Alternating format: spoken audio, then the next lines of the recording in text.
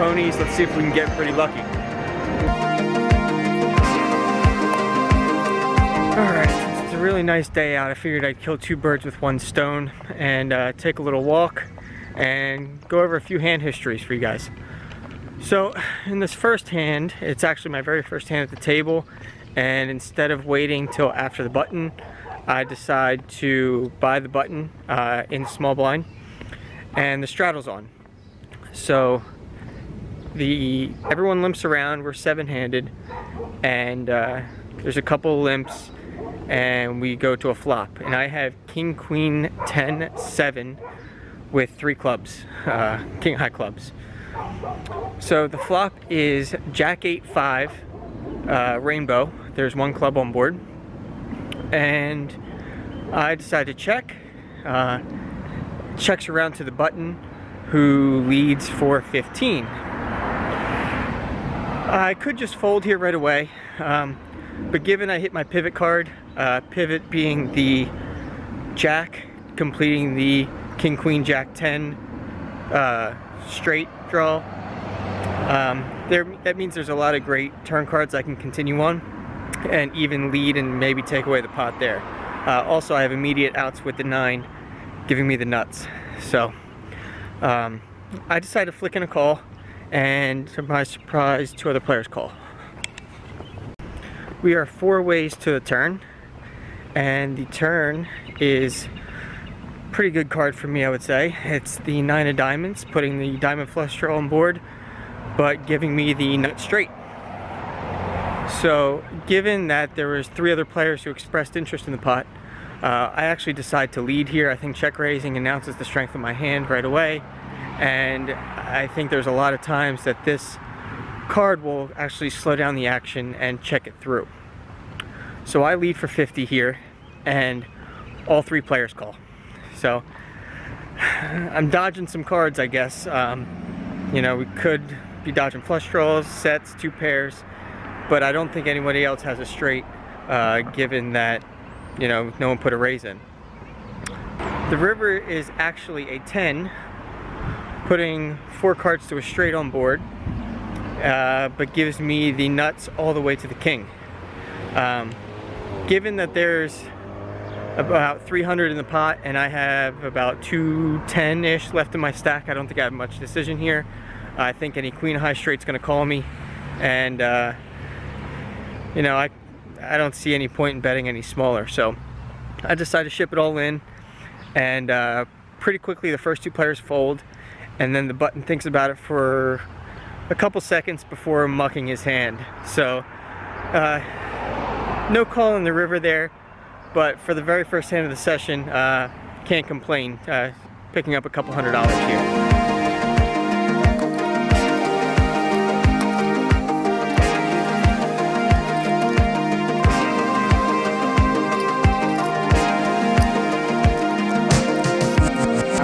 I'm gonna let you guys play along here and see what you guys would do. So I'm in the big blind and the straddle's on. It calls around to the button, who decides to raise it to $20.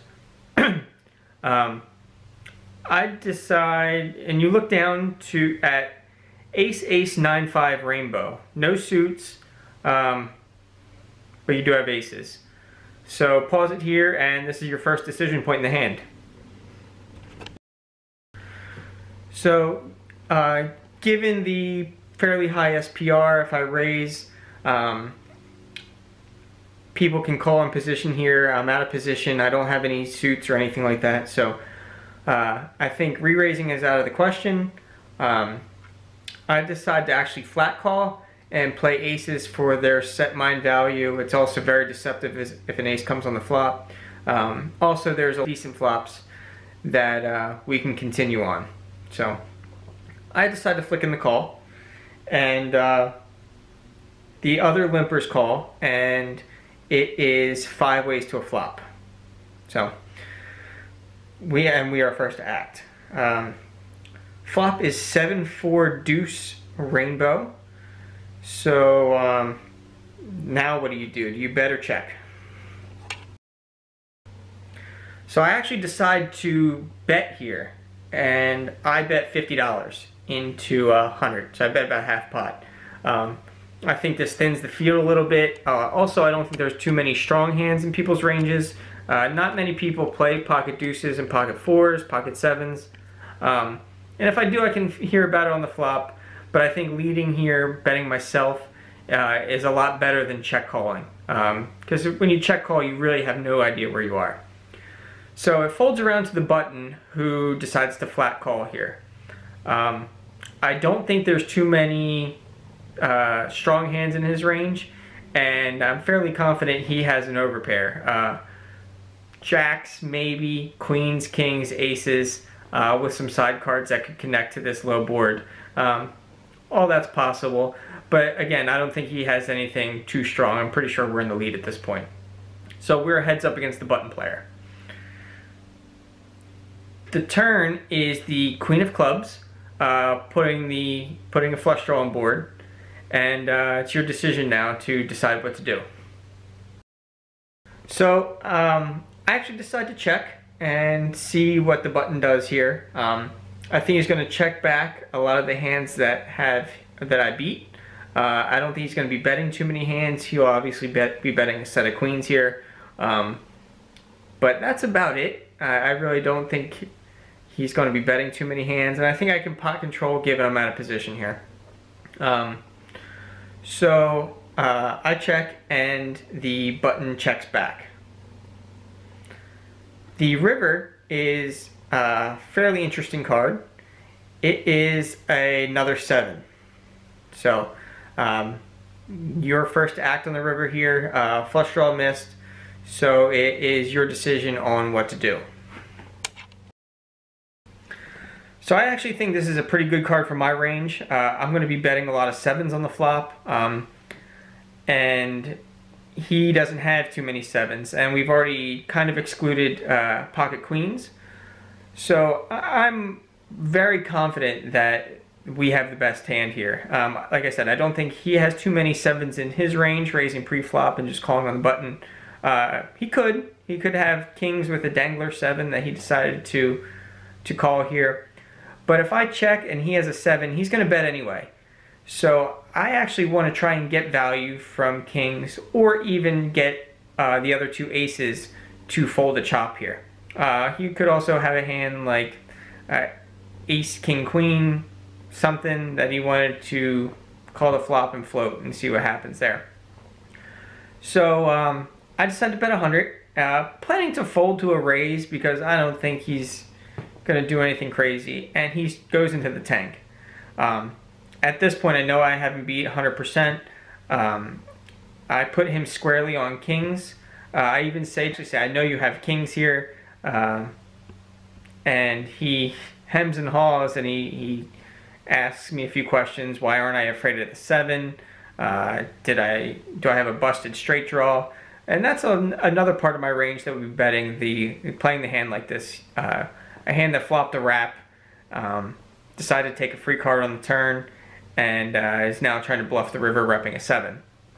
So I do this with a fair majority of my hands that are beating this player. But after a couple minutes of thinking about it, he calls, and he turns over the 2 kings. And I show my aces, and we scoop a pretty nice pot here.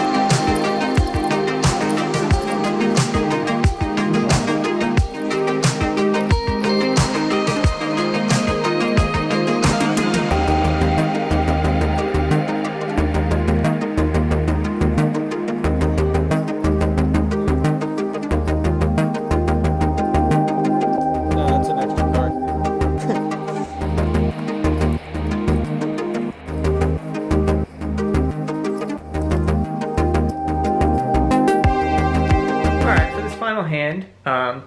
We're playing short-handed. People are coming and going. And we're about 6 or 7 handed here. And there's one limp to me. And I have King, Jack, 9, 3 double suited. Spades and hearts. And I decide to raise it up to $10. Folds to the button, who raises to a weird size. He raises to 25 with about 100 behind.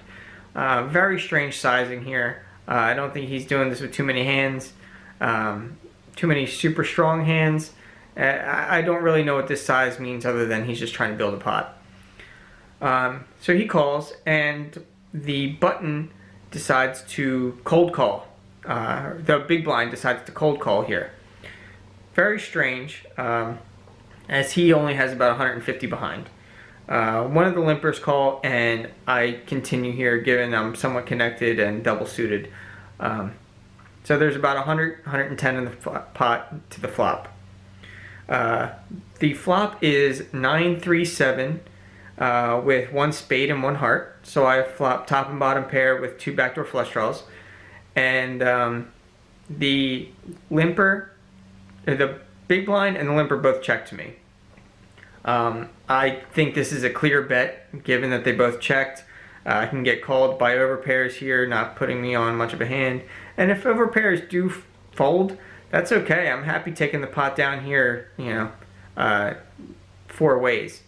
So I bet the pot, $100, and the button goes all in for $110.